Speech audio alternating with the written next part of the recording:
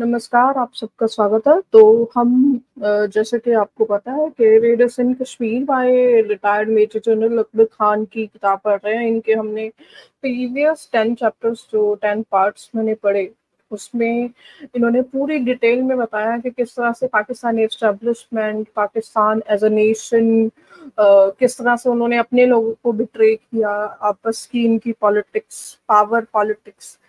और मैंने आपको समझाया भी कि किस तरह से यूटोपियन कॉन्सेप्ट जो है वो किस तरह से फेल करते हैं। अब यहाँ पे अब एज अ मतलब अगर एज अ पाकिस्तानी मैं बात करूँ तो as a Pakistani retired major general, जो भी उनकी आइडियोलॉजी है, उनकी आइडियोलॉजी गलत हो सकती है, पर उनकी आइडियोलॉजी के हिसाब से मैं अगर उनको सही मतलब एज अ पाकिस्तानी हाइपोथेटिकली मैं अभी पाकिस्तानी माइंडसेट से सोचूं कि जो भी मेजर जनरल अकबर खान ने किया वो ठीक किया पाकिस्तान के पॉइंट ऑफ व्यू से, तो आप देखिए कि उनका हश्र क्या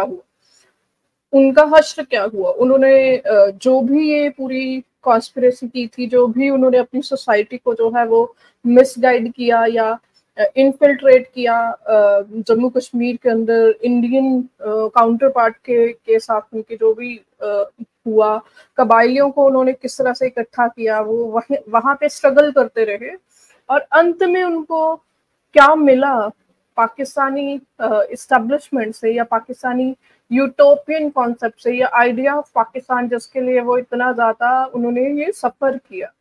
आइडिया ऑफ पाकिस्तान का मतलब ला इलाहा इल्लल्लाह होता है, और या फिर उसको सिंपल वर्ड्स में कहिए कि जो पाकिस्तानी है उनके अकॉर्डिंगली पाकिस्तान का मतलब इस्लाम। तो आप ये देखें कि जिस व्यक्ति ने आइडिया ऑफ पाकिस्तान इस्लाम के लिए कितना कुछ किया, कितना टाइम वहां पे सफर किया, उसको अंत में रिवॉर्ड क्या मिलता है? जेल।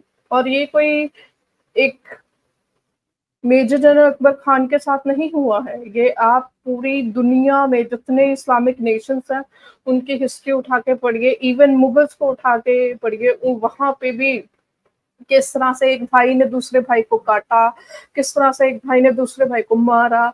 इवन ऑटोमन एम्पायर को उठा के पढ़ ले, वहां पे भी आपको इस तरह के ढेरों एग्जाम्पल्स मिल जाएंगे। इसीलिए जो भी इस्लामिक यूटोपियन कॉन्सेप्ट पे कोई स्टेट अपने आप को इस्लामिक स्टेट कहती है, वो कभी सक्सेसफुल हो ही नहीं पाए।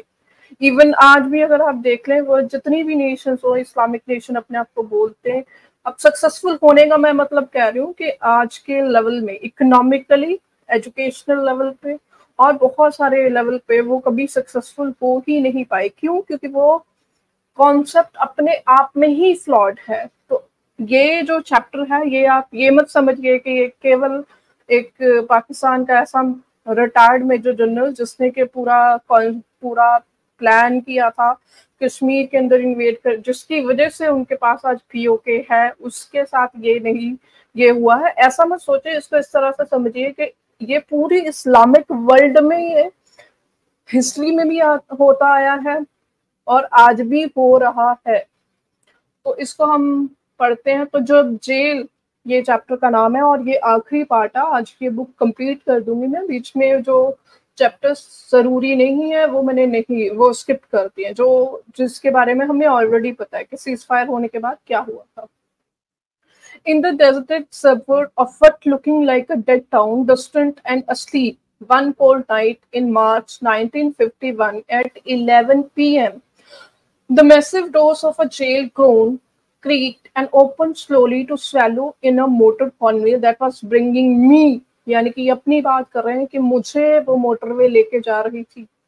17 hours had been taken by the convoy, speeding across much length and breadth of territory, which I had not been permitted to see, so that neither the route nor the destination should be known to me or anyone else interested in following this. यानी कि ये 17 घंटे का जो इन्होंने सफर किया, उसमें इनको कुछ भी आसपास देखने अलाउड नहीं था। मे बी इनका फेस कवर था या इनकी आंखें कवर थी, मुझे नहीं पता। जो ये कह रहे हैं कि इनको नहीं पता था, क्योंकि जो पाकिस्तान एस्टेब्लिशमेंट जिन्होंने इनको गिरफ्तार किया, उनको भी पता था कि ये एक आर्मी ऑफिसर है और आर्मी ऑफिसर इन चीजों में बहुत प्रो होते हैं कि अपना रास्ते को याद रखना, और ऐसी स्ट्रेटजीज उनको इनबिल्ट सिखाई जाती। तो इसलिए उनके साथ भी मे भी ज्यादा केयरफुल थे। आगे वो लिखते हैं 17 hours ago, I had been a Major General, a holder of Distinguished Service Order, awarded for gallantry and leadership in the field of World War II, Chief of General Staff of Pakistan Army, and in the eyes of many, the mysterious General Tariq, credited with acquiring for Pakistan much of the territory of Azad Kashmir at personal risks that some had been there to see themselves. तो ये सारी इन्होंने अपनी बताया कि कैसे 17 घंटे पहले मैं ये चीजें मेरे मुझे माना जाता था, ये अवार्ड्स थे मेरे, और 17 घंटे बाद मैं एक केवल और केवल एक जेल में ले जाया जा रहा एक कॉमन पर्सन था। जनरल तारिक, यहाँ पे जिनको लगेगा कि जनरल तारिक वर्ड जो यहाँ पे लिखा हुआ है वो क्या है, जनरल तारिक एक्चुअली इन्होंने अपना जो है वो फेक नेम रखा था जब ये इन्होंने पाकिस्तान जम्मू कश्मीर के अंदर जो है इन्वेजन की पूरी प्लानिंग की थी, ताकि लोग इनको समझ मतलब जान ना पाए। बाद में इन्होंने ओपन कर दिया, वो अलग बात है, लेकिन उस समय जब ये सब हो रहा था तो इन्होंने अपना नाम जनरल तारिक बताया। और पहले भी इन्होंने बताया कि क्यों इन्होंने तारिक नाम चूज किया था, अगर आप पहले पार्ट सुनेंगे तो आपको समझ में आएगा। That morning, while I had been sleeping peacefully, 100 men had surrounded my house, successfully overpowered my one unarmed watchman. The Major General Hayauddin had knocked on my bedroom window, said that he had to see me about something most urgent. I had gone announced, without even putting on my shoes, through the study door to meet him, but I had emerged, men with bayonets and Sten guns had rushed at me from three sides, the front and both flanks. I had been rushed at before during the war by Japanese in fighting, but never by 20-1. Not when I was unarmed. I had only a split second to think, and I had let them come on. I think it had been a complete failure of this melodrama to impress me at all that had stopped the men mid-stride. No bayonet or stun gun had reached my body, and the few hands that had been laid on me had been quickly withdrawn. तो यहाँ पे ये बता रहे हैं कि किस तरह से जब इन्होंने वर्ल्ड वॉर के अंदर जब इन्होंने पार्टिसिपेट किया था, वहां पे भी इनके साथ ऐसा नहीं हुआ था कि एक अनआर्म्ड पर्सन के अगेंस्ट ऐसे 20 लोग जो है वो गन्स और ये सब कुछ लेकर जो है वो खड़े हो गए थे। और ये अपना थोड़ा ओपिनियन भी दे रहे हैं कि मैं इससे इम्प्रेस नहीं हुआ, तो उन लोगों ने अपने हाथ मतलब अपनी गन्स भी पीछे कर ली। मे भी वो अपना थोड़ा बताना चाह रहा है कि स्टिल उन लोगों के अंदर ये था कि हाँ मैं एक रैंक पे हूँ पाकिस्तान आर्मी के। A mere telephone call would have sufficed to tell me that I was to be under arrest, but instead all troops had been alerted, and these men had apparently expected to be gunned down by some sort of desperado. यानी कि यहाँ पे ये कह रहे हैं कि मुझे कॉल ही करके बता देते कि मुझे जो है वो अरेस्ट करने आ रहे हैं, तो मैं खुद ही अरेस्ट हो जाता। ये सब तामझाम करने की कोई जरूरत नहीं। The choreographer of this comic strip had been General Ayub Khan, the army C, who apparently had feared that I had 2 divisions at my call to support me. ये पाकिस्तान आर्मी के अंदर आज जो देख रहे हो ना, जैसे मेजर गौरव आर्या बताते हैं कि पाकिस्तान के अंदर डिवीजन है, तो ये डिवीजन आज से नहीं है, फ्रॉम द स्टार्ट है। फ्रॉम द स्टार्ट उनके अंदर जो है डिवीजन है। इसीलिए मैं बोलती हूँ कि जब आप यूटोपियन कॉन्सेप्ट किसी सोसाइटी को नेशन को की आइडियोलॉजी में यूटोपियन कॉन्सेप्ट मिक्स कर देंगे तो उसका कॉन्सिक्वेंसेस डिस्ट्रक्शन ही होता है। तो वो डिस्ट्रक्शन पहले से चल रही थी, ये कोई आज नहीं है नई डिस्ट्रक्शन। हाँ, ये बात ये है कि वो डिस्ट्रक्शन जो है अब लोगों को साफ साफ नजर आने लग गई है, पहले ये डिस्ट्रक्शन उतनी क्लियर नहीं नजर आती। How and why he had nurtured such an apprehension, one cannot say. These divisions could not be in the army, as all these were under his own command. He was himself in touch with all the commanders. Under me, there was no troop at all, and a private army of that magnitude, some 30,000 odd men, could not be hiding in my house or around it. यानी कि यहाँ पे ये कह रहे हैं कि मेरे पास तो कोई था ही नहीं, सारा कंट्रोल तो अयूब खान के अंदर था। सारे लोग तो उसी अंडर थे, मेरे अंडर तो है नहीं। मैं यहाँ पे फ्रैंकली स्पीकिंग मैं यहाँ पे यही कहूंगी कि मैं थोड़ा सा मैं डाउटफुल हूँ even retired major general Akbar Khan के इस बयानिया पे, या इस जो उन्होंने ये बात बोली है कि मेरे अंदर कोई लोग नहीं थे, क्योंकि ये अब ओपनली सबको पता है। आयशा सिद्दीका की किताब जो है आप उठा के पढ़ लीजिए, वहां पे पाकिस्तान एस्टेब्लिशमेंट के अंदर हर किसी के कनेक्शन होते हैं, ऐसा नहीं है कि किसी के कनेक्शन नहीं होते। ये तो अब हमें अब कंप्लीटली इमरान खान एक्सपेरिमेंट जो पाकिस्तान आर्मी ने किया उसके बाद तो कंप्लीटली ओपन है ये बात। At the gate of the Deputy Inspector General of Police, who had served with me in Kashmir, had met me with apologies, and then from further behind had appeared Major General Hayauddin, who over the shoulder of other had handed to me an order from the Governor General, which I was required to read and sign and return. This order had said that with the effect from receiving it, I was dismissed from service under Section 13 of Indian Army Act. 1951 में देखिए Indian army act ही चल रहा है वहां पे, और जब Indian army act की बात कर रहे हैं तो ये ब्रिटिश इंडियन आर्मी एक्ट है। इसीलिए बहुत सारे लोग हमेशा सोचते हैं कि क्यों ऐसा हुआ कि पाकिस्तान के अंदर जो है वो मिलिट्री ने कू कर लिया लेकिन भारत के अंदर नहीं। उसके लिए हमें जो हमारे जिन्होंने कॉन्स्टिट्यूशन वगैरह बनाया, और मैं किसी एक पॉलिटिकल पार्टी को उसका क्रेडिट नहीं देती हूँ, सारी पॉलिटिकल पार्टीज को उसका क्रेडिट जाता है कि उन लोगों ने आर्मी के अंदर रिफॉर्म पहले से ही सोच गए थे और उनको करना भी शुरू कर दिया था। I had written on this paper that the order was illegal because I was not subject to Indian Army Act, and that under the Army Act to which I was subject, the Governor General did not have the power to dismiss an officer. This indeed was the correct legal position. I had further added that my arrest by civil police while I was in the army was also illegal.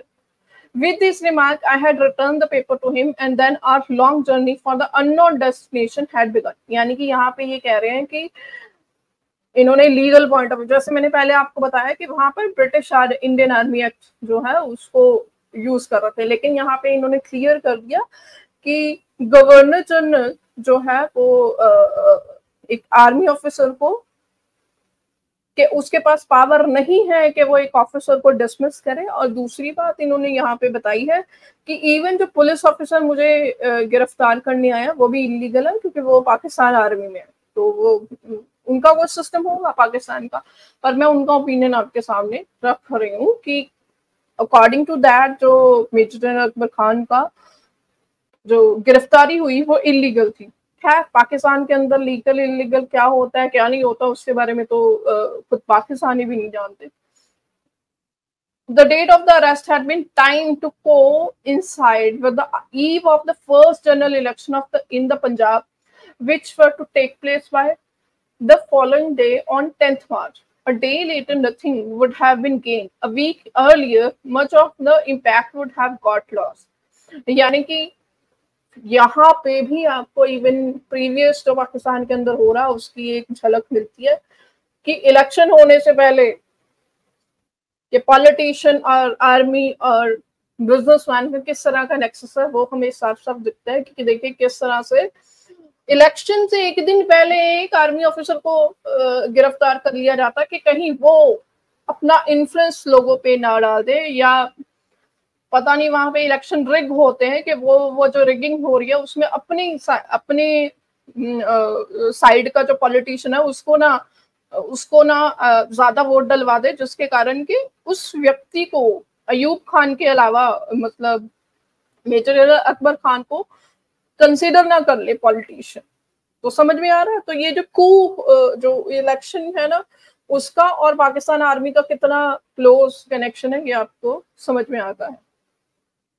It had not really been thought that there was any danger from me, otherwise either action would have been taken announced or I would have been put under some restraint.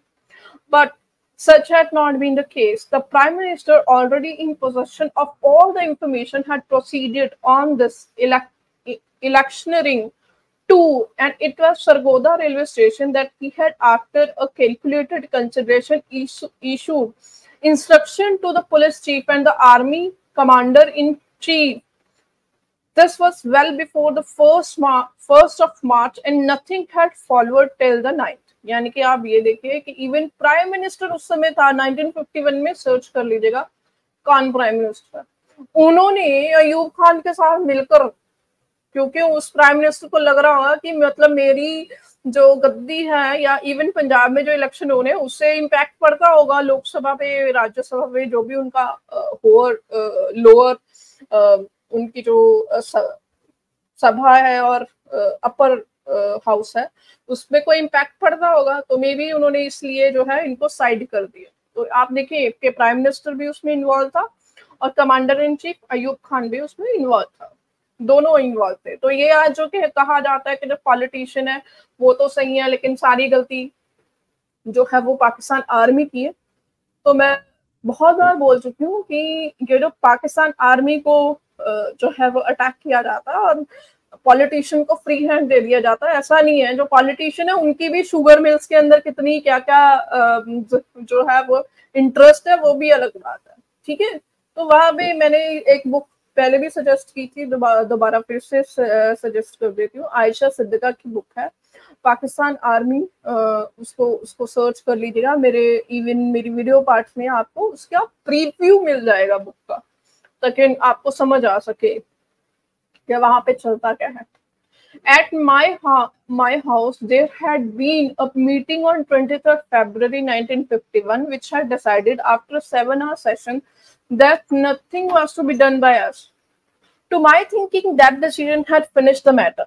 बहुत important point है, यही मैं हमेशा even मुस्लिम league के बारे में अगर आप पढ़ेंगे, मुस्लिम लीग के बारे में अगर आप पढ़ेंगे तो आपको वहां पे भी यही सब कुछ नजर आता है।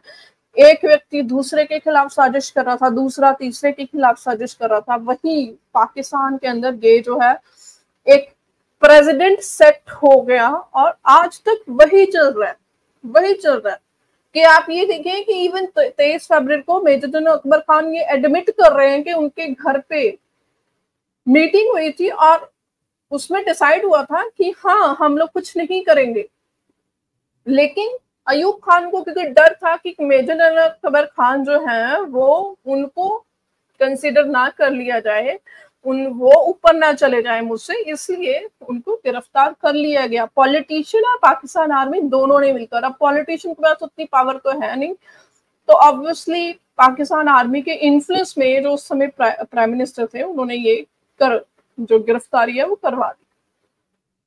To my thinking, that decision had been finished the matter. The government knew this completely and correctly, as both the future approver Lieutenant Colonel Siddique Raja and Brigadier later Lieutenant General Habibullah Khan had provided it with all the information. I did not for a moment expect that the government would have nothing to say, but I was willing to face it, take the consequences. The cause which had prompted me demanded the acceptance of such risk. The night before the arrest, the future would be approver, who had already reported to the government, had come to inform me that according to rumors, some action was about to be taken against me. To this, according to him, I had replied that I would accept all responsibility, and I had exactly meant what I had said. I had, however, expected that action against me would be according to law, namely, first the allegation and then the requirement of an explanation from me. Thereafter, if necessary, house arrest, an inquiry, a charge sheet, then the court-martial. If so, I had intended to hide nothing. Some part of the course that I had sponsored might get served by a full exposure of the fact. That is why I had not attempted to destroy any evidence at all. All papers, letters, documents were left intact, and even on the last night, in spite of having received 2 warnings, I still had slept peacefully. यानी कि यहाँ पे ये बता रहे हैं कि इनको भनक लग गई थी कि इनके खिलाफ एक्शन होने वाला है। इनके पास एविडेंस भी थे, कुछ एविडेंस। और इससे अगर जो major general Akbar Khan, retired major general Akbar Khan की जो गिरफ्तारी हुई थी, उसको अगर आप गूगल पे सर्च करेंगे तो आपको काफी बड़ा केस जो है वो दिखेगा। उसके अंदर केवल मेजर जनरल अकबर खान नहीं बल्कि बहुत सारे और लोग भी जो है वो उसमें इन्वॉल्व थे।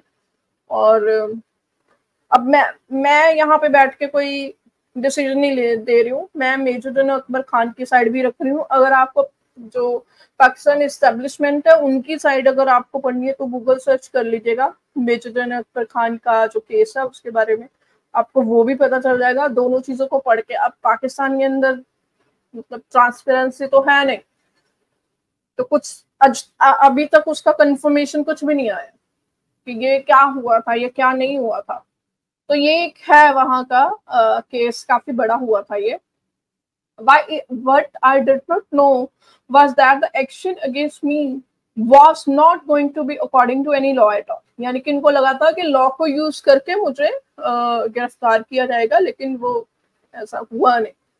मतलब यहाँ पे मुझे थोड़ी सी हंसी आ रही है मेजर जनरल अकबर खान के ऊपर, थोड़ी सी हिपोक्रेसी पे हंसी आ रही है कि सर आपने भी तो जो जम्मू कश्मीर के अंदर इन्वेजन कबायलियों से करवाई थी, तो आप तो किसी स्टेज पे खड़े होकर ये बोल ही नहीं सकते ना कि मेरे अगेंस्ट जो एक्शन लिया गया उसमें लॉ को नहीं जो है वो कंसिडर किया गया। आपने कहाँ कोई लॉ को कंसिडर किया? एज अ प्रोफेशनल आपकी ये ड्यूटी थी कि अगर आप अटैक करना चाहते थे जम्मू कश्मीर पे तो आपको एज अ नेशन रिस्पॉन्सिबिलिटी लेनी चाहिए थी। तो आप उस नेशन से आते हैं जहाँ पे एज अ नेशन ने रिस्पॉन्सिबिलिटी नहीं ली, जम्मू कश्मीर के अंदर जो है इन्वेड कर दिया। आज तक जो है वो प्रॉब्लम आज तक खड़ी है वहां की वहां। तो सर आप मुझे पर्सनली मेरा अगर ओपिनियन जानना चाहे तो आप तो ये कह ही नहीं सकते ना। लॉ की बात आपके मुंह से सुनकर मुझे थोड़ा सा अजीब सा लग रहा है। मतलब ये किस लेवल की हिपोक्रेसी है कि आप मतलब आप कंसिडर कर रहे हैं कि आपको लॉ के अंडर मतलब आपने अपनी नेशन को ऐसा प्रेसिडेंट बना मतलब सेट कर दिया कि कोई जिसका भी दिल करे कबायलियों को यूज करके किसी भी नेशन के अंदर इन्फिल्ट्रेट कर दे। तो वही आज तक चल रहा है एज अ नेशन, आप वहीं पे खड़े हैं। The arrest had been followed for the last 17 hours by the greatest propaganda blast in the 4-year life of the new state. Let loose this trumpet and fanfare at the public with the repeated broadcasts and banner headlines in the press to inform them of how they had been saved from a terrible catastrophe। यानी कि वहां पे जो media outlet है उनको use करके ये propaganda किया गया कि मेजर जनरल अकबर खान जो है कू करने वाले थे, आपको बचा लिया गया।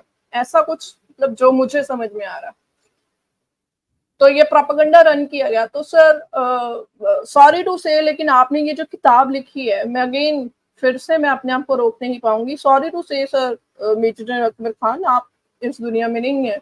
मैं आपका कुछ बुरा नहीं चाह रही हूँ, लेकिन मैं जो व्यूअर्स हैं उनको समझाना चाह रही हूँ कि ये किताब अगर आप लोग पढ़ेंगे ना तो इसमें आपको साफ साफ नजर आ जाएगा कि किस तरह से मेजर जनरल अकबर खान जी ने भी प्रोपेगेंडा किया है इंडिया के लिए।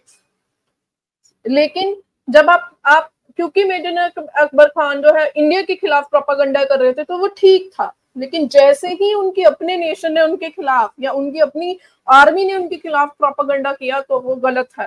तो ये हिपोक्रेसी बोलते हैं इसको।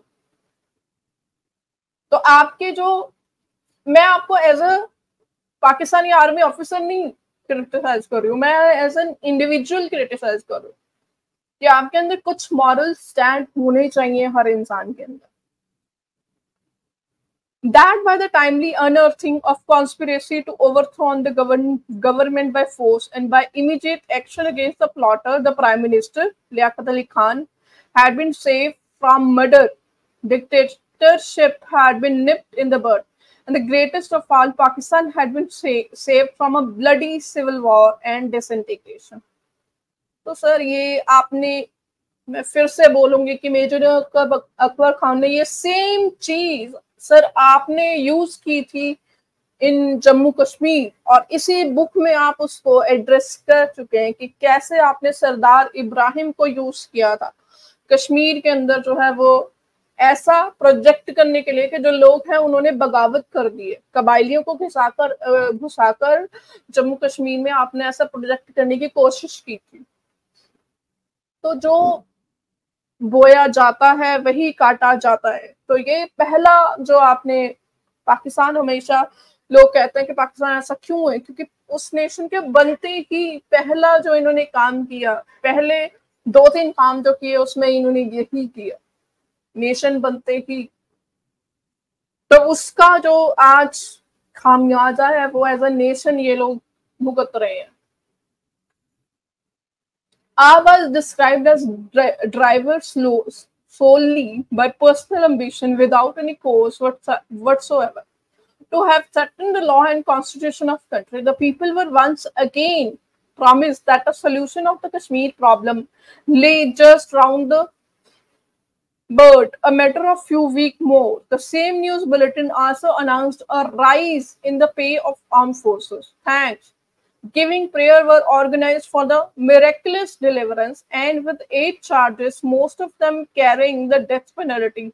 Our fate was as good as sealed, and the suggestion was made in part of the press that the plotters should be shot immediately to make this an exemplary difference of all times. यानी कि यहाँ पे आप देखें कि जिन्होंने पूरी plotting की जम्मू कश्मीर के अंदर, इन्फिल्ट्रेट करवाई कबायलियों से, कि उनका आज फेट उस नेशन, जिस नेशन के लिए उन्होंने ये सब कुछ किया, जिस आइडियोलॉजी के लिए उन्होंने किया, वो आइडियोलॉजी आज उनके खिलाफ खड़ी हो गई और उनके खिलाफ वही सब कुछ यूज हुआ जो उन्होंने इंडिया के खिलाफ यूज किया था। Thus, when at 11:15 p.m. the greatest massive door creaked close behind me, no one had any doubt left that personal ambitions, conspiracy and dictatorship were wiped off the clean land of Pakistan. यानी कि लोगों को लगा कि मैं गद्दार हूँ, तो ये गद्दारी वाला जो आज सिस्टम चल रहा है पाकिस्तान में कि जो हर किसी को गद्दार बोल दे रहा है, तो जो मेजर जनरल अकबर खान जिन्होंने इंडिया के अगेंस्ट इतना प्रोपेगेंडा किया, इंडिया के अंदर आकर वो मुजाहिदीन के साथ लड़े और उनके साथ उनको गद्दार बोल दिया गया। मैं यहाँ पे मेजर जनरल अकबर खान को डिफेंड नहीं कर रही हूँ, मैं बिल्कुल डिफेंड नहीं कर रही हूँ, मैं सिर्फ इतना बता रही हूँ कि किस तरह से जो आइडियाज आप किसी और को के लिए गड्ढा खोदते हो, उसमें किस तरह से गिरते हो आप खुद, उसका परफेक्ट एग्जाम्पल है ये chapter. But by a strange irony of fate, unconnected with me and my fellow in trouble, the closing of those massive doors marked not an end to further attempt, but another beginning, and the starting in motion of relentless heavy chain that was to drag down, break each one of those lofty expectations of that time. Within a few months of Prime Minister was to be murdered by an assassin's bullet in broad daylight. In a public meeting, personal ambitions, ever disclaimed but always present, were to be sprout out like mushrooms. Conspiracy were to bound. A government, a constitution, a conspirator president were to be overthrown. Dictatorship was to rule the country. Civil war and bloodshed were to be flung at the land, and half of the Pakistan was to be lost irretrievably, while the cause of Kashmir was not to move even an inch forward towards a solution. Again, वही हुआ जो कहते हैं कि कुछ महीनों बाद 1951 में वही हुआ।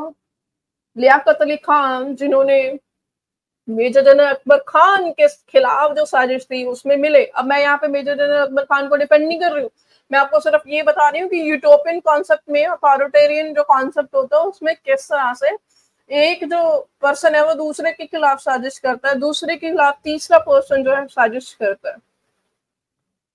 और जो आप देखिए पाकिस्तानी पब्लिक है वो आज तक यही सोचती आ रही है कि हाँ ये सब कुछ जो हुआ ये भारत की तरफ से हुआ। हम तो बिल्कुल अपने स्टैंड, हमारा स्टैंड बिल्कुल सही है।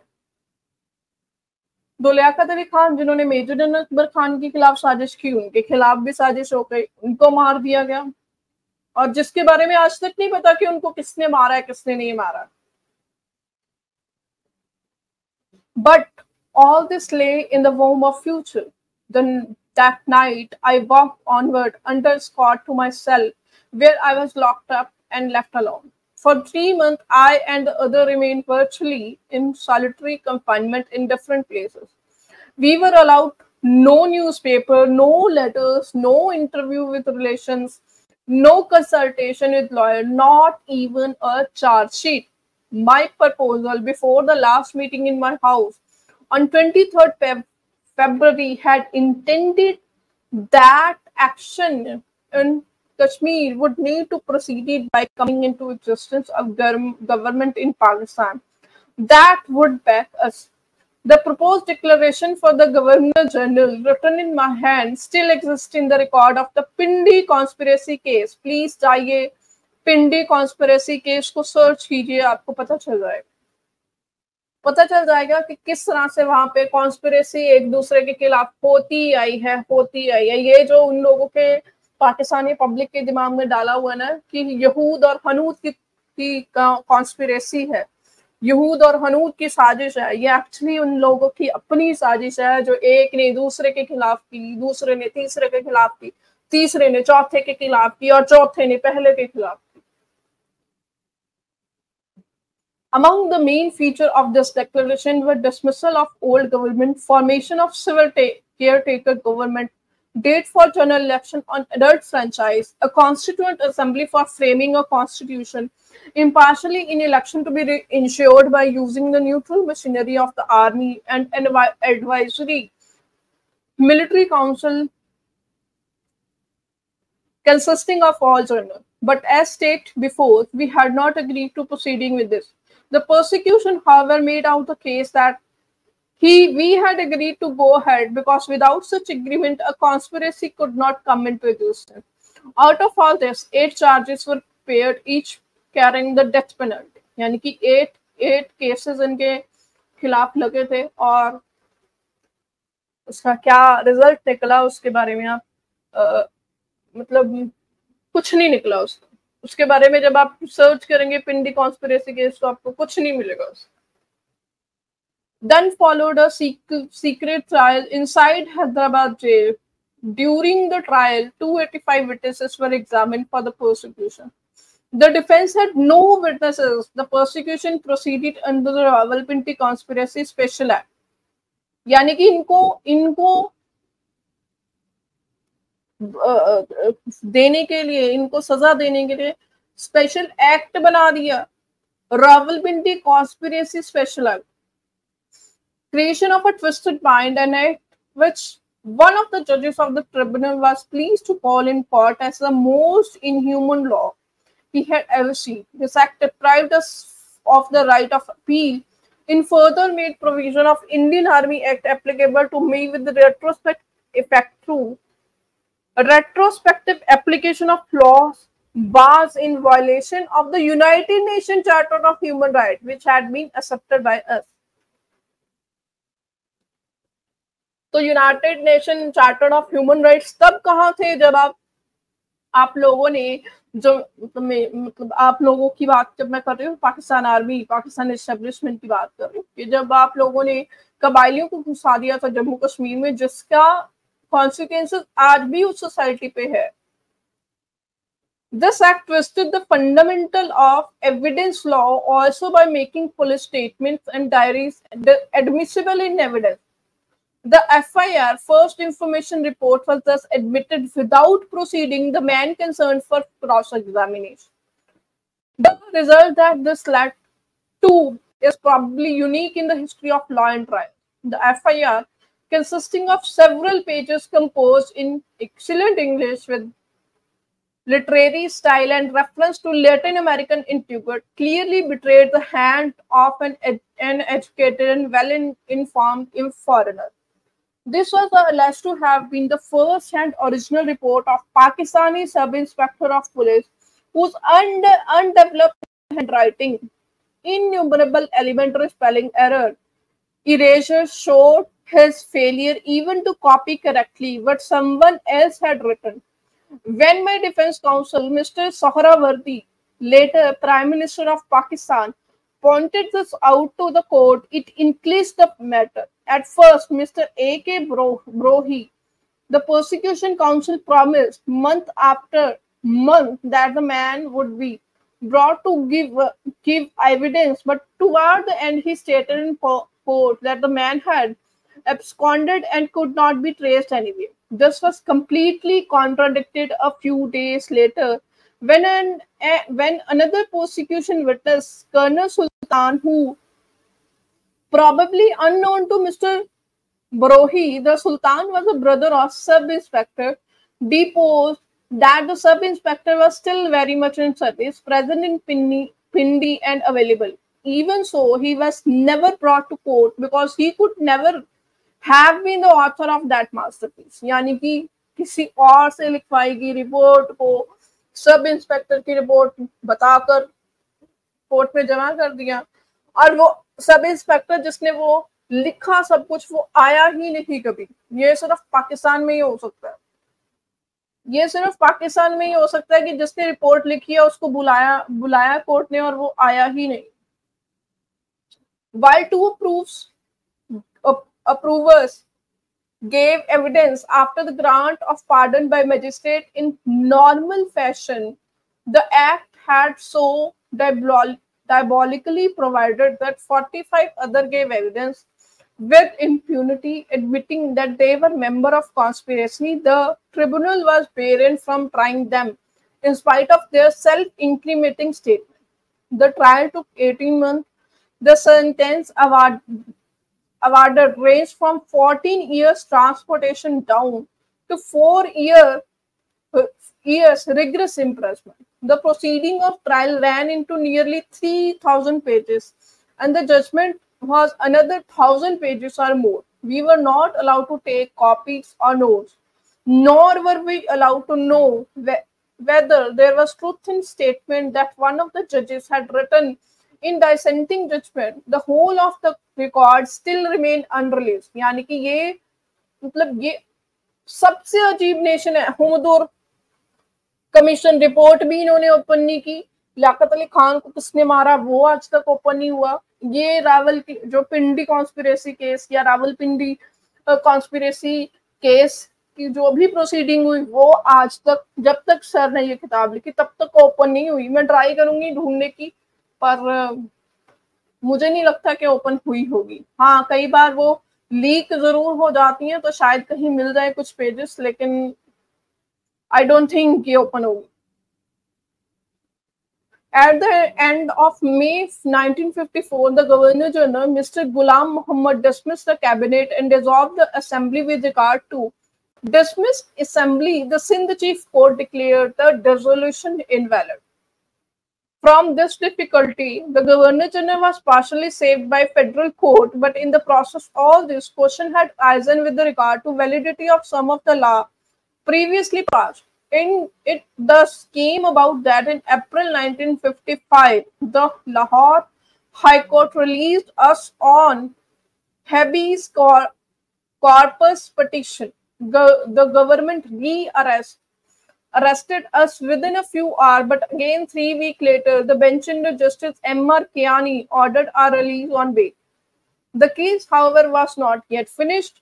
We therefore institute proceeding questioning validity of the new government itself, of which General Ayub Khan was also a member as a defense minister. Thereafter, I met President Iskandar Mirza, and he informed me that the whole cabinet was agreeable to the matter, but that General Ayub Khan alone insisted on our going back to jail. Again, that General Ayub Khan. तो अब देख रहे हो कि किस तरह से ये जो आज आप देख रहे हो फैज हमीद वर्सेस आसिफ मुनीर, ये कोई आज नया नहीं हो रहा है, ये हमेशा से पाकिस्तान के अंदर चलता आ रहा है। ये केवल इतनी बात है कि आज ओपन में आ गए, क्योंकि इंडियन लेफ्ट जो है भारत का वो कभी भी पाकिस्तान की इन चीजों के ऊपर बात ही नहीं करता था। And Ayub Khan's main reason apparently was that he feared I would shoot him if I came out. I met him in the room of the Wali of Swat and assured him that I had no intention of shooting him. यानी कि general Ayub Khan इसलिए इनको बाहर नहीं आने दे रहा था, जबकि पूरी कैबिनेट एग्री थी, उनको लग रहा था कि ये मुझे मार देगा बाहर आके। When the new Constituent Assembly met in October 1955, the governor met with considerable opposition when he tried to validate the Pindi Conspiracy Special Act. The validation was ultimately agreed to, but only on the condition that none of the accused would be returned to prison. According to Mr. Keith Kellard, in his book Pakistan 1957, one reason for the popularity of the conspirators was a widespread belief that the primary aim of the plot was the military conquest of Kashmir. He goes on to say, conclusive evidence for this theory has been made public. Much was said then and has been said since then that many people would have been killed and so forth if we had gone into action there. This is entirely untrue. The prosecution's own witness in the conspiracy case trial, the provers, testified in answer to specific court questions that no one was going to be shot, that indeed no one was going to be even arrested.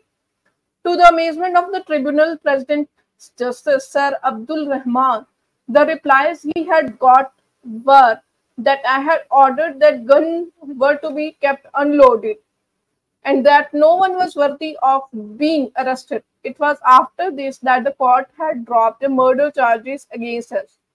यानी कि अब ये देखो कि कितना इनको मतलब प्रताड़ित किया गया, और केवल कश्मीर के नाम पे, मतलब ये पूरा कॉन्स्पिरेसी केस ये बना के उसको वैलिडेट कर दिया गया पब्लिक के सामने कि ये अगर हम ये ना करते तो फिर जो कश्मीर है उसको मिलिट्री जो है वो कॉन्क्वेस्ट कर लेती, कश्मीर हम जो है वो हमारे पास आ जाता अगर ये लोग हमारे अगेंस्ट कॉन्स्पिरेसी ना करते तो।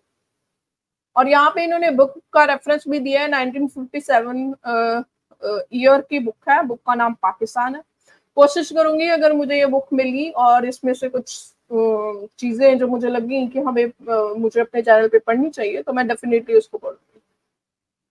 As by product of the case, the cross-examination of the prosecution witness by Mr. Sohrawardy brought on record that most complete, authentic collection of material about Kashmir struggle 1947-48, as also about the admirable part played therein by most of the military accused in the case. The statement of prosecution witness Brigadier Gul Mawaz, referring to the theft of all ration in Ford, his seeing me sleeping on ground in my great coat,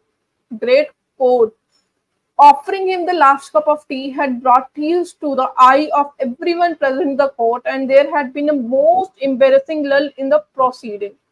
Two major general prosecution witnesses had been stripped of their pretensions thoroughly, and the statement of one denote of all relevancy, left with the residue of naked jealousy, turned the tribunal president's fate, that with anger with the witness concerned. It had further become established that I had no connection whatsoever, direct or even remotely indirect, with any foreign power or individual. तो foreign power का जो hand है कि America का agent है, अंग्रेजों के agent हैं, और ये उनके एजेंट है, यहूदियों के एजेंट है, ये आज से नहीं चल रहा है कोई पाकिस्तान में, ये उस समय 1951 में से ही चल रहा है। तो आप ये देखिए कि किस तरह से, मतलब मैं समझ नहीं पा रही हूँ इन लोगों को ये मेंटालिटी कहाँ से आती है। जब मेरी अंडरस्टैंडिंग अगर आप पूछना चाहे तो मुझे ऐसा लगता है कि जो मेजर जनरल अकबर खान ने कॉन्स्पिरेसी की थी पूरी कश्मीर इन्वेजन की कबायलियों को लेकर, वो सामने ना आ जाए, पाकिस्तान की जो भी हिपोक्रेसी है उनके अपने लोगों के सामने ना आ जाए, तो जितने लोगों ने उस समय, जितने आर्मी के लोग जो थे जिन्होंने वॉलंटरली वहां पे काम किया था उस इन्वेजन के अंदर, वो पाकिस्तान आर्मी के थ्रू नहीं किया था उन्होंने, वो अलग से गए थे, राशन चुराया था अपनी आर्मी का और वहां पे भेजा था, और कपड़े भी भेजे थे और राइफल्स भी भेजी थी। चुरा के। तो ये लोग अगर मतलब अपनी एक तरह से सामने रख देते अपना थॉट, तो इन लोगों के लिए शायद मुश्किल हो जाता, पाकिस्तान एस्टेब्लिशमेंट के लिए मुश्किल हो जाता है कि हम लोग कैसे जस्टिफाई करेंगे। हमारे लोग जो है वो तो सोच रहे हैं कि पाकिस्तान कश्मीर के अंदर से लोगों ने जो है बगावत की, उनके सामने सच आ जाएगा। Equally within the country itself, there had neither been sought nor received any money by us. The temper and the attitude of the persecution witnesses had gradually gone on changing in spite of all the briefings to the contrary. So much so that the one witness had stood up and demanded loudly that he should be recorded as having said that the government consisted of thieves. Inevitably, also theft, corruption, and incompetence of the government had come on record with reference to specific instances. It was probably because of these that, according to the late Mr. Manzoor Qadir, assisting Mr. Sohrawardi, later Ayub Khan's foreign minister and chief justice at Lahore, Mr. A.K. Barohi, had said to him that had the trial had been held in open court, the public would have stoned the persecution. I never verified this with Mr. Bohari, but there is this much to be said that when, after our release on the bail of the government tried to put us back in prison, Mr. Brohi offered to defend me. I was both surprised and touched by the offer. I was curious about why he had offered to do so, when up to the last moment he had demanded the death penalty for me. He had only said that he had not known me before. I did not doubt the sincerity of his offer. I remember then also another incident when immediately after our conviction, Mr. A.K. Brohi had specially asked us to let him arrange a dinner for all of us in day. I had been willing, but the other had rejected the invitation, taking it as an affront, to say the least. It was odd for a chief prosecution counsel to want to stand a dinner for the criminals just convicted by his effort. The offer of defending us was at least a silent acknowledgement that the accused had been something worthy in them. From the judge's side, too, the attitude had subtly changed with time. 8 weeks after the opening of the trial, when I had been called into judge's chamber for something, I had been surprised when all of three had stood up. Give me a seat, coffee and cigarettes. Cigarettes. Haram, cigarettes. Later, one of them had guided me to take up law, and the son of the tribunal's president had told me that his father, before dying, had sent for and read a certain book because he had said that I had been reading it and he had wanted to know why. All this is curious sort of connection between the accused charged with the gravest of offense, the tribunal consisting of the most experienced judges, and the chief prosecution counsel who had painstakingly built the case and obtained conviction. Perhaps unrecognized by any of us, there had been linking thread greater than ours of the liberation of Kashmir and the strengthening of Pakistan. Again, मतलब last line, मतलब आप ये समझ लो कि किस तरह से देखो जो यूटोपियन कॉन्सेप्ट है वो किस तरह से जो लोग हैं, जो कॉमन पर्सन है, उसके सोचने का, इवन कॉमन पर्सन नहीं थे major Akbar Khan, army officer थे, उनके सोचने का तरीका भी कितना रिस्ट्रेन कर दिया, कि उनको बैक स्टैब कर दिया गया, फिर भी वो उस पर नहीं बोल रहे, फिर भी वो चुप है इसलिए कि नहीं ये पाकिस्तान के खिलाफ नहीं हम जाएंगे। तो ये जो यूटोपियन कॉन्सेप्ट होते हैं वो ऐसे ही होते हैं, वो लगते जरूर है कि हाँ ये बहुत अच्छे हैं, चाहे वो कम्युनिज्म हो, सोशलिज्म हो, आइडिया ऑफ पाकिस्तान हो, इस्लामिक थियोलॉजी हो, idea of Pakistan, Islamic theology same ही है, लेकिन जितने यूटोपियन कॉन्सेप्ट है उनके अंदर दो तीन चीजें आप बिल्कुल सिमिलर पाएंगे। एक, सुनने में बहुत अच्छे लगते हैं, बहुत सिंपल लगते हैं, सिंपल नैरेटिव होता है यूटोपियन कॉन्सेप्ट का। जब सिंपल नैरेटिव होता है तो कॉमन लोगों को बड़ा पसंद आता है कि हाँ ये तो सिंपल सी बात है कि पाकिस्तान बनेगा, मुस्लिम जो है उनको कोई दिक्कत नहीं होगी, उनको अपने मजहब को प्रैक्टिस करने का बिल्कुल हकूक होंगे। मैं एग्जांपल दे रही हूँ Pakistan, idea of Pakistan utopian concept का एग्जाम्पल। दूसरा ये होता है कि जो यूटोपियन कॉन्सेप्ट होते हैं उसके अंदर जो कॉमन लोग होते हैं उनको मसीहा की जरूरत होती है। जैसे कम्युनिज्म में कार्ल मार्क्सिस्ट थ्योरी होती है, इस्लाम में आप देख लो एक सिंगल बुक उनको चाहिए, इसी तरह से क्रिश्चियनिटी देखें उसमें भी सिंगल बुक है। तो इस तरह से यूटोपियन कॉन्सेप्ट जो होते हैं वो सिंगुलैरिटी पे बेस्ड होते हैं, वो उससे बाइनरी सोचते हैं, वो 0 और 1 की तरह सोचते हैं, वो उससे आगे जा ही नहीं सकते हैं। वो पॉलिथिस्टिक सोसाइटी जो होती है वो जिस तरह से सोचती है वैसा सोच ही नहीं सकते हैं। वो प्रोबेबिलिटी थिंकिंग जो होती है कि ऐसी भी प्रोबेबिलिटी हो सकती है, ये पॉलिथिस्टिक सोसाइटी के अंदर इनबिल्ट होती है।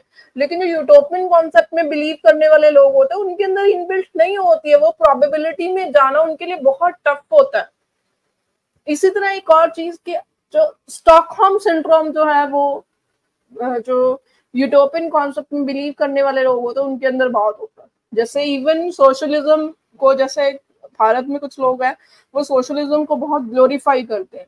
भारत का एग्जांपल दे रही हूँ सोशलिज्म के पॉइंट ऑफ व्यू से, ना पाकिस्तान से कंपेयर नहीं करूँ, लेकिन सोशलिज्म का एग्जांपल ले लीजिए भारत में, कि जो लोग हैं वो सोशलिज्म को इतना ग्लोरीफाई करते हैं कि हाँ ठीक है इससे तो सोसाइटी चलती जाएगी, लेकिन वो इस चीज को अंडरस्टैंड ही नहीं कर सकते हैं कि जो गवर्नमेंट होती है उसके पास पैसे कहाँ से आएंगे सब कुछ करने के लिए, जब तक जो लोग हैं, जो जनता है, जो कॉमन ह्यूमंस हैं वो वेल्थ नहीं क्रिएट करेंगे तो गवर्नमेंट के पास टैक्स नहीं जाएगा। वो टैक्स नहीं आएगा तो लोग, मतलब वो गवर्नमेंट काम कैसे करेगी, वो नेशन को चलाएगी कैसे। तो इसीलिए फ्री बिजली फ्री पानी जो है वो इजी नैरेटिव है कि चलो फ्री बिजली फ्री पानी ले लेते हैं, हमारा खर्चा थोड़ा कम हो जाएगा और हमारे लिए बहुत अच्छा है। लेकिन वो ये सोच ही नहीं पाते हैं कि अगर फ्री बिजली फ्री पानी की जगह पे हम सड़कें मांगेंगे, हम हॉस्पिटल मांगेंगे, हम स्कूल मांगेंगे, तो हमारी जो जिस एरिया में हम हैं वहां का जो इकोनॉमी है वो डेवलप होगी, वहां पे एक वेल्थ क्रिएशन होगी, इकोनॉमिकल एक सर्कल चलेगा जिसकी वजह से लोगों का लिविंग स्टैंडर्ड बढ़ जाएगा और आपको फ्री बिजली और फ्री पानी की चिंता करने की जरूरत ही नहीं पड़ेगी। तो ये इस तरह से यूटोपियन कॉन्सेप्ट जो है वो आप लोगों को कॉमन लोगों को ब्लाइंड कर देते हैं। तो इसी के साथ ये चैप्टर मैं खत्म करती हूँ और एक बार फिर से मैं लास्ट में इस चैप्टर के कहूंगी कि ये जो चैप्टर है जेल जो हुई mister major general Akbar Khan को, रिटायर्ड मेजर जनरल जो कि अब नहीं रहे दुनिया में ऑब्वियसली, उनके साथ जो हुआ ये कोई अकेले पाकिस्तान में नहीं हुआ, ये कोई अकेला एक पाकिस्तान नहीं है। आप पूरी इस्लामिक वर्ल्ड को उठा के देख लीजिए, इवन इस्लामिक हिस्ट्री को उठा के देख लीजिए, आपको ये चीज बार बार दिखेगी कि किसी ने दूसरे का बैकस्टैब किया, अपने भाई को मार दिया, जो पावर में कन्फ्लिक्टिंग लगा था उसके ऊपर डाल दिया पूरा का पूरा, अपने आप को हीरो बनाने के लिए अपना फेलो, अपने सगे भाइयों के ऊपर जो है ब्लेम डाल के उसको मरवा दिया। ये आपको पूरे इस्लामिक वर्ल्ड में कॉमन चीज दिखेगी, ये बहुत कॉमन है। और ये मैं आप ऐसे ही नहीं बोल रही, आप कोई किसी भी हिस्ट्री को उठा लीजिए, आप मुगल हिस्ट्री को उठाइए, ऑटोमन एम्पायर की हिस्ट्री को उठाइए, स्पेन में उठाइए, भारत में, पाकिस्तान में उठाइए, आज की जितनी पाकिस्तान जो इस्लामिक नेशन है उनकी आज की पॉलिटिकल जो कॉन्फ्लिक्ट है उसको उठा के दे, इवन बांग्लादेश को देख लीजिए जो पाकिस्तान से ब्रेक होकर बने, बांग्लादेश के अंदर भी जो है वो मार्शल लॉ लग गया। तो ये एक कॉमन चीज आपको दिखेगी पूरी की पूरी इस्लामिक सोसाइटी के अंदर, इवन हिस्ट्री में, प्रेजेंट में और आगे फ्यूचर में भी यही दिखते रहेगी, क्योंकि जो डेमोक्रेसी है, जो फ्री वर्ल्ड है, वो इस्लामिक यूटोपियन कॉन्सेप्ट के साथ फिट ही नहीं बैठते हैं। थैंक यू सो मच सबका जुड़ने के लिए, धन्यवाद आप लोगों का। जय श्री राम।